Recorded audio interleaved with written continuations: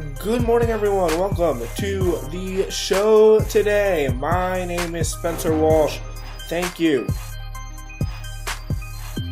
Thank you so much for joining us. We really appreciate it. On today's show, Jamal Khashoggi, possible new government shutdown. But first, Virginia Democrats wrestle with the policies of zero tolerance ahead of 2020, because boy, do they have a lot of stuff to get to. All right.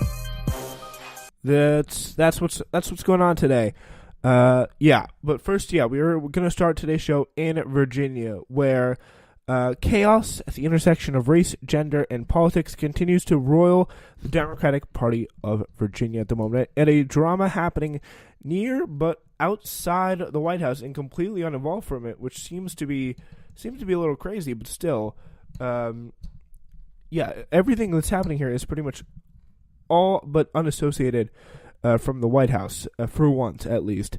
Governor Ralph Northam and Lieutenant Governor Justin Fairfax continued to resist calls to resign over the weekend, while the second Democrat in line to the throne, Mark Herring, Attorney General, also a blackface scandal, but seems to be faring pretty much significantly better, waited in the wings. He said, Northam said on Saturday that he wasn't going anywhere, but he intended to use his governorship to promote racial reconciliation in the Commonwealth.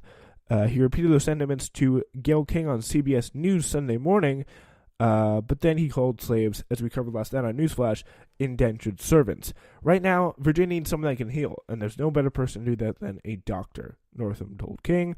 I don't know. I don't know about that. Yeah.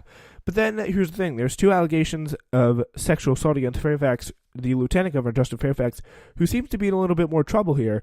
One of them, a rape, and both of them which he denies, putting the most pressure on Virginia Democrats. Like, that's a big problem.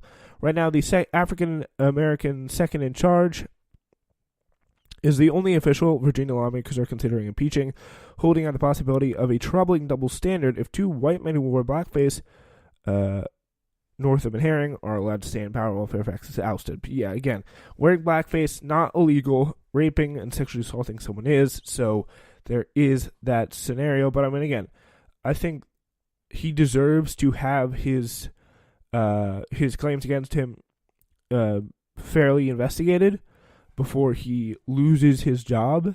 I think it's pretty fair to ask, but still. It just seems very, very good.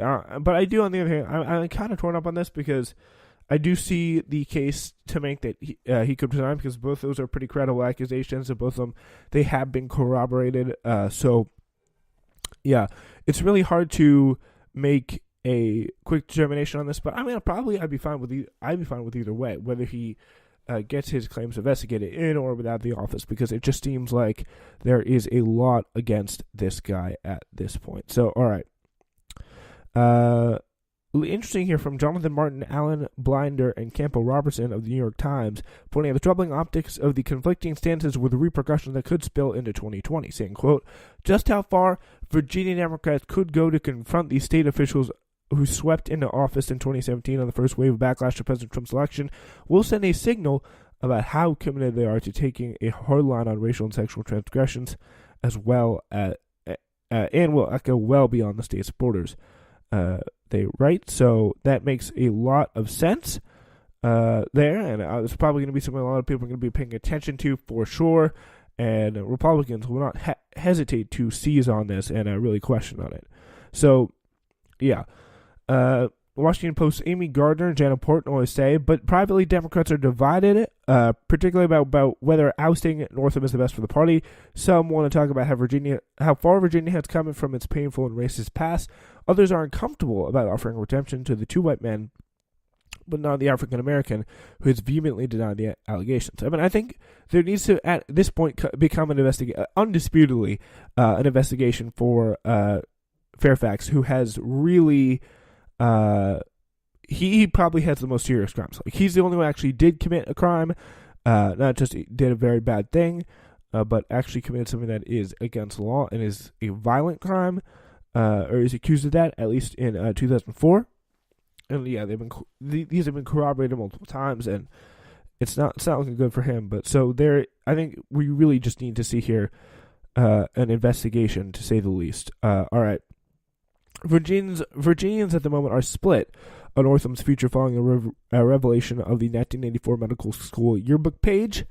And according to a post poll over the weekend, notably, Northam maintained higher support from African Americans. The poll conducted Wednesday through Friday, says Peter Jamison and Scott Clement of the Washington Post, finds residents split over Northam's fate, saying 47% wanting him to step down and 47% say he should stay on.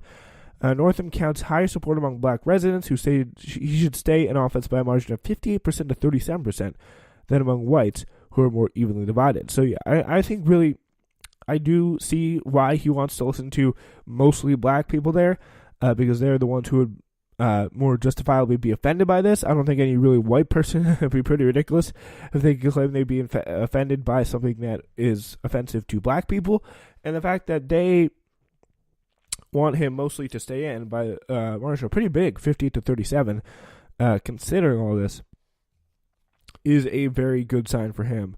I wonder what they would think on Fairfax on their hand. All right, we're about to find out.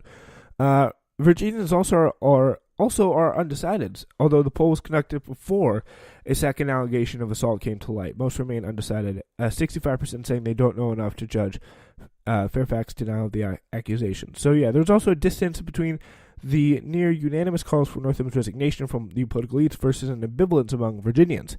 The data here is so at odds with what party leaders have led us to believe, that the governor has no support to govern effectively anymore, says Charter School Dean Mark Roselle.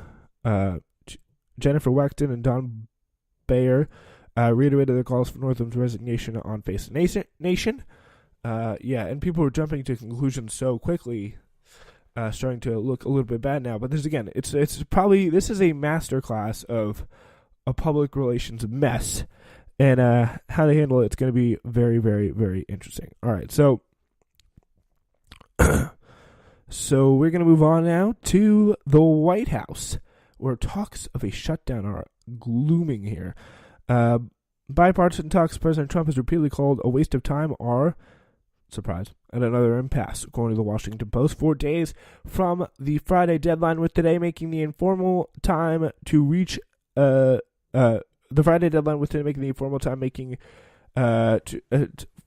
marking the informal time to reach a deal to avoid another government closure. Trump and his Sunday show surrogates signaled the unlikelihood of a president signing a bipartisan bill that does not give him the border wall funding for $5.7 million. So he's not going to do it. Same thing as we always know if there's no wall money. Mark Meadows said, "I don't expect the president to take some kind of executive action." He said, "I do expect the president to take some kind of executive action. You cannot take a shutdown off the table, and you cannot take $5.7 billion off the table," said Mick Mulvaney to NBC News. After looking promising for days, the delicate negotiation collapsed over Democrats' insistence on limiting the number of unauthorized immigrants who can be detained by the U.S. Immigration and Customs Enforcement Agency, says the Post's Erica Warner and Damian Paletta and Sung Min Kim. So yeah, that is what is going on at the moment. So Richard Salby says, "I think the talks are stalled right now. I'm not confident they're going to get anywhere." So right now, what I think really is going to happen is a national emergency that shall soon be challenged in the courts at this point in time about the possibility of a wall. Saying, I don't think the Dems on the border committee are being allowed to make a deal, Trump tweeted, by their leaders. They're offering very little money for the desperately needed border wall, and out of the blue, want a cap on convicted violent felons to be held in detention. So again, probably not accurate there. It looks like we seem to be steamrolling to really another national emergency here, because I don't think Trump would dare do another government shutdown. That would just be awful, awful, awful stuff. I don't think America really could handle it. I don't think the food banks of this country can just handle it at this point. But again, I think a national emergency seems to be the more likely option here. Trump is heading now to El Paso later today, where he'll make yet another public appeal for his beloved wall. In reality TV show fashion, Beto O'Rourke, who represented the district, will headline counter-programming on that side. So O'Rourke will appear at the March for Truth 1 mile away from Trump's rally. The Post's Amy Wang reports that Beto will join residents in a peaceful march on Monday, intended to coincide with Trump's MAGA rally, saying, quote, he'll also speak at the event. The former congressman who shattered expectations during his Senate race against Ted Cruz before ultimately losing it told Oprah last week he'll decide to run president for the end of the month.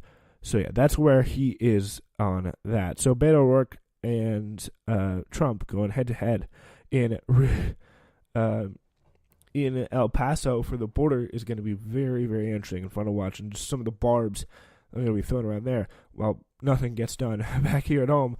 So, back here over in Washington, D.C. So, yeah.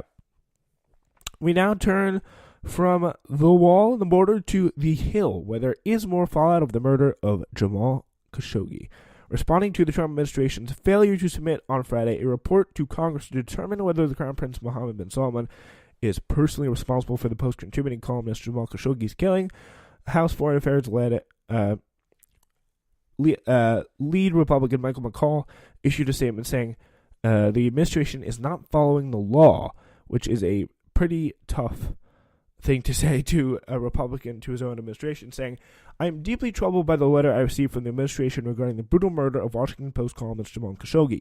The letter does not meet the the requirements of the Global Magnitsky Human Rights Accountability Act, which were invoked by bipartisan leaders of the House and Senate Foreign Policy Committees last October, calling the administration to immediately comply with the requirements of the law and provide Congress with the information required. So pretty much what he wanted to do is, yeah, let's see the report. Is he responsible for Jamal Khashoggi's killing or what? Like, that's what they will really probably want to find out the most out of anything here. So, yeah, and that's really going to be a big push. Saudi Minister for Foreign Affairs, Adel Jubeir, says he does not know where Jamal Khashoggi's body is. We are still investigating. I expect that we would eventually find the truth. So, yeah, I wonder.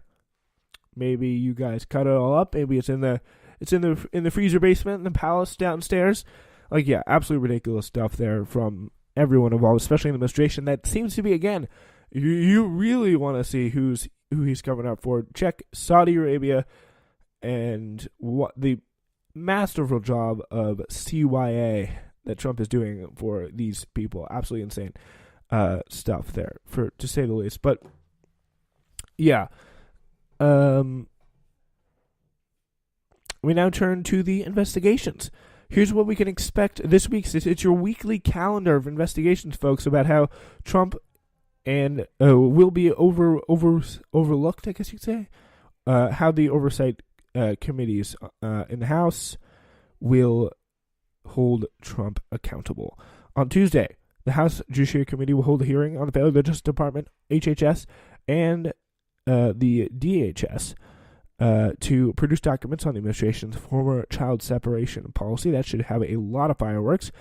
The U.S. Special Representative for Venezuela at the State Department, the devil himself, Elliot Abrams, will appear before the House Foreign Relations Committee to discuss Venezuela. He should be oh my God, isn't AOC and Ilhan Omar and Rashida Tlaib on that committee? That is going to be something. The House Ways and Means Committee will hold a hearing to discuss the rising cost of prescription drugs. That should be interesting. The Homeland Security Committee will host a hearing on defending our democracy, building partnerships to protect America's elections. And on Thursday, the House Oversight Committee will hold a hearing on the impact of the first shutdown and resource constraints on the Coast Guard. So that's what's coming up this week. And a lot of stuff there on Tuesday. Adding more fuel to the fire in the investigation side of things, House Intel Chair Adam Schiff expressed concern Sunday that Special Counsel Robert Mueller had not adequately scrutinized President Trump's finances and said the House investigators plan to probe Trump's relationship with the bank implicated in Russian money laundering. So that is going to be very interesting. Actually, Adam Schiff, really a pretty remarkable statement for the first time, saying, no, Mueller has not done enough to hold Trump accountable. So he expressed concern, this is according to the Post, Greg Miller, that he did this. So that's going to be something to watch. Adam Schiff going on the warpath to probably probe more